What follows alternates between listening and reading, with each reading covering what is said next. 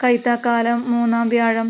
വിശുദ്ധ മത്തായി എഴുതിയ സുവിശേഷം 21-ാം അധ്യായം 28 മുതൽ 32 വരെയുള്ള വാക്യങ്ങളുടെ വിശകലനം. 2 പുത്രന്മാരുടെ ഉപമ. ജെറുസലേമിലേക്കുള്ള രാജകീയ പ്രവേശം. ദേവാലയ ശുദ്ധീകരണം. അത്തിമരത്തിനെ ശപിക്കുന്ന ഭാഗം.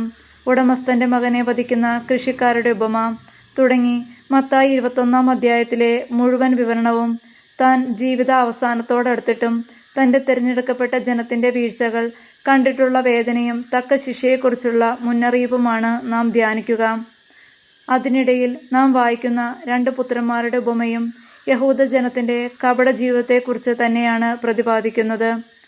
വെറും ബാഹ്യപ്രകടനങ്ങളിലൂടെ, വാചക കസർത്തുകളിലൂടെ ദൈവത്തെ പ്രീതിപ്പെടുത്താൻ ആർക്കും കഴിയില്ല.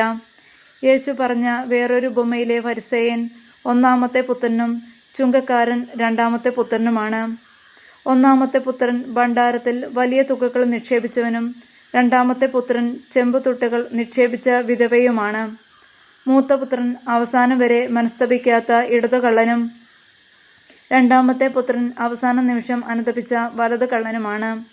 മരത്തിൽ തൂങ്ങിയ യൂദാസും കരഞ്ഞ കവിളിൽ ചാലുകീറിയ പത്രോസും മൂത്ത പുത്രന്റെയും 2-ാമത്തെ പുത്രന്റെയും പ്രതിനിധികളാണ്.